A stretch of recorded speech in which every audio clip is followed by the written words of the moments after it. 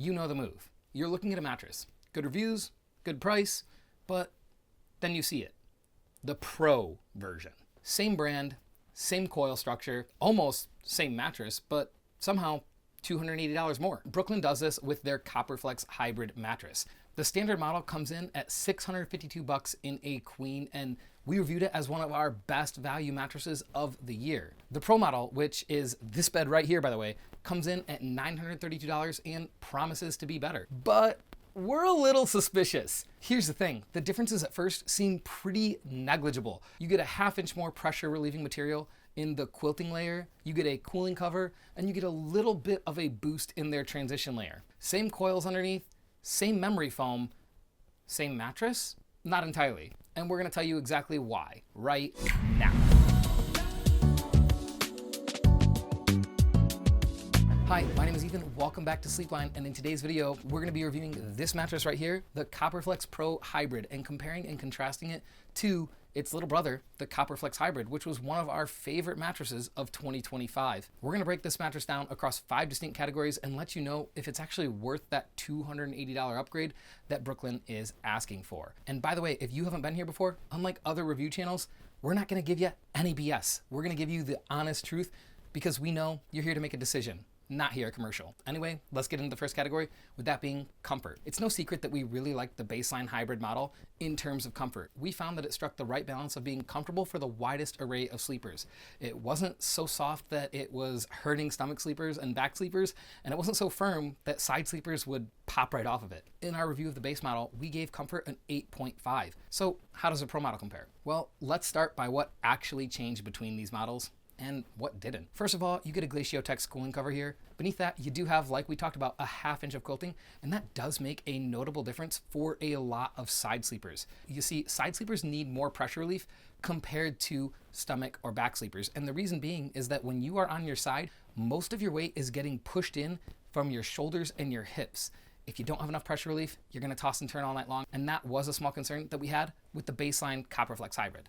Here, it's a little bit different. That extra 1/2 inch of foam makes a notable difference for pretty much all side sleepers, giving just enough increase in terms of pressure relief to ensure that most side sleepers aren't gonna toss and turn all night long on this bed. Now, for stomach and back sleepers, the impact is pretty darn negligible. And in fact, for stomach sleepers, it could be a little bit worse because stomach sleepers typically need something to be a little bit more firm. Now, the caveat here is you can always add more pressure relief to a mattress via a topper. And at $280, you could easily afford to add a small topper to the CopperFlex and get the same level of pressure relief. Of course, that's not the only upgrade you get in the Pro model, and it is always nice to have these things baked in, but it's definitely worth considering because in terms of comfort, what we're really seeing here is more of a surface modification versus a complete overhaul. Think of it like this. If you're buying a car, adding fuzzy soft seats to it doesn't mean that your whole car is upgraded. It just means that you added fuzzy soft seats. Sure, it feels different when you sit down in your car, but it's really the same car. Check out your brand new ride. So then, for side sleepers, this is definitely an upgrade. For back sleepers, it's pretty darn negligible. They're not really gonna be here or there on it versus the baseline. And for stomach sleepers, it could actually be problematic because as you add more and more pressure relief into a bed, a stomach sleeper who is the most susceptible to improper spinal alignment while they sleep is definitely going to notice that, and most likely not in a good way. If you're a stomach sleeper and you're comparing this to the base hybrid model, you should stay at the base hybrid model. Overall, in terms of comfort, it's probably no surprise, but this mattress scores the exact same as the baseline CopperFlex Hybrid, and that's because the only difference is really in softness. And here's the thing.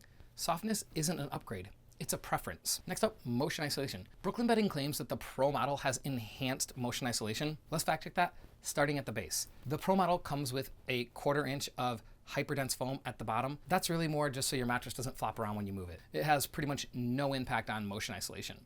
These beds both have the same coil system and the same lumbar support layer, so there's no difference there. Brooklyn will tell you that the Pro model has 25% more foam in the transition layer, but we're only talking a difference of 3/4 of an inch versus 1 inch, and that's also pretty dang negligible. In reality and in your day-to-day with a mattress, you're not going to notice any difference between this model and the base model in terms of motion isolation. And honestly, if you want the best of the best motion isolation anyway, you should probably go with an all foam mattress because all foam beds are always going to outperform hybrids. With that being said, this bed does do a good job in terms of motion isolation.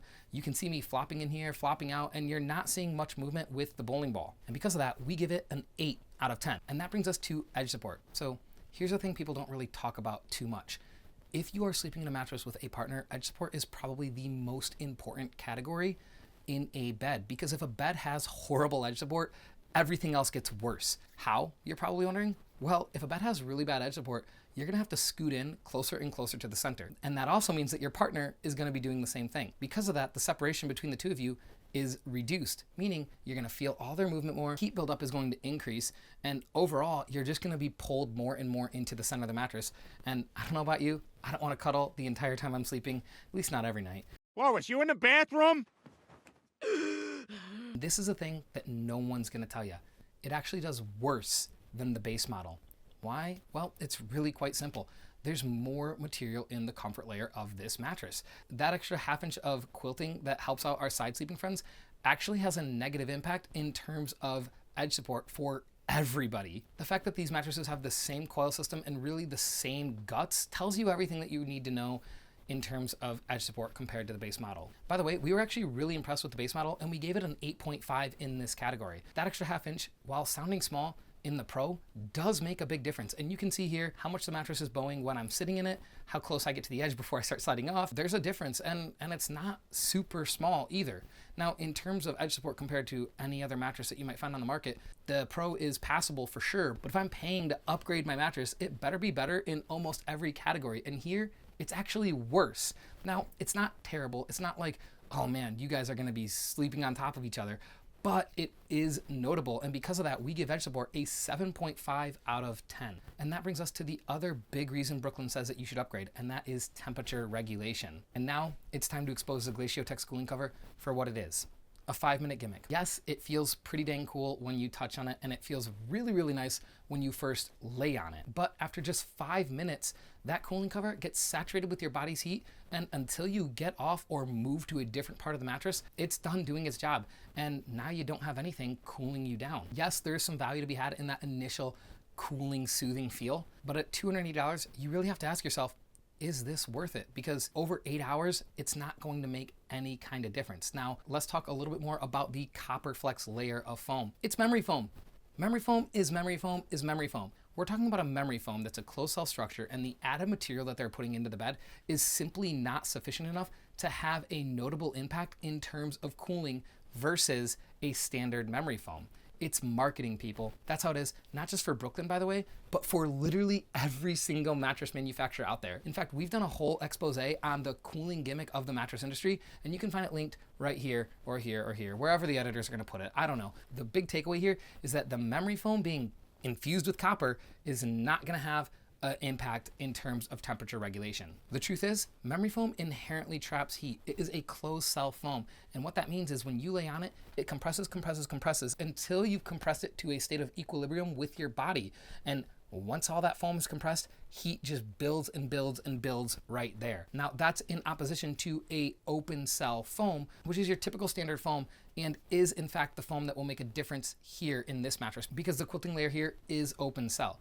Now, you have an extra half inch of it, which might make you think, oh, I'm gonna get way better cooling because there's a half inch more of breathable material. But the truth is, the more of that you add, the more heat buildup you get too, because your body is sinking more into a mattress. The deeper your body sinks into a bed, the more surface contact that you have, which results in more heat buildup. And honestly, this part of the industry pisses me off because they know it's great for a 5-minute demo, but it's not any better for your sleep. Here's what you actually can do for cooling, by the way. Use a hybrid mattress with a good coil system. Both of these models have that. Cool. At night, set your room temperature between 65 and 68 degrees Fahrenheit. Cool, you can do that. You can use moisture wicking sheets and a $20 fan. Luke, I am your father. Now that I've ragged on the mattress industry for their cooling and gone on my tirade, let's wrap up this section. The cooling model is going to do significantly better than the base model for 5 minutes. The other 7 hours, 55 minutes that you're asleep, the difference is not there. These beds both don't do incredibly well in terms of temperature regulation. And if you are a hot sleeper, this might not be the answer for you. Now, if you're a hot sleeper and you buy that fan, you keep your room cool, you get moisture wicking sheets, almost any hybrid mattress will do a good job. And the story is no different here. It is passable, but it's not the upgrade that they're trying to sell you. And because of that, it gets the same score as the base model at 6 out of 10. And that brings us to value of the bed. So let's do some quick math here. The extra material in the quilting layer and the transition layer is worth about 75 bucks. The Glacier Tex cooling cover is worth about 100 bucks if you were to try to add your own cooling cover to the mattress. That's $175. Brooklyn's marking it up to $280. And you have to ask yourself, are those two small upgrades that I could do myself worth an extra $280 to have baked into a bed? For me, I don't really see the value here. The real value in upgrading to the Pro model comes if you are a side sleeper and pretty much a side sleeper alone. Back sleepers, unless you want those features baked into your mattress, there's no reason to upgrade. I would happily choose this mattress as a mid-size side sleeper over the baseline because I'm not certain that the baseline would give me the pressure relief that I need night after night after night, but I know that this bed will. I know it seems that I've been pretty harsh on this mattress compared to the baseline model, but I have to be because the baseline model is one of the best value mattresses of the year. So when you bring your pro level bed to the game, you better be bringing your A game as well. And Brooklyn doesn't really seem to do that. Their true value is in the preference for a side sleeper, not the upgraded pro features that you're getting in this model. As far as we see it, what Brooklyn created here was a variant, not a true upgrade. And they're charging a premium price for a variant that actually doesn't make sense for about half the people out there. In our opinion, the Pro model is not terrible, it's just unnecessary. How you really should look at this mattress is as if it's the CopperFlex Hybrid Soft with a cooling upgrade. And for most of you watching this review, here's my recommendation. Buy the base model because it is one of the best mattresses of the year. Take that $280 that you saved, buy a great quality pillow that actually matches your sleep, buy some moisture wicking bamboo sheets, and get yourself a fan. And if you want to learn more about the mattress industry's cooling gimmick, go ahead and check out our video on that. Anyway, my name is Ethan. Thank you for watching this review. And for all things sleep, stick right here with us at Sleepline.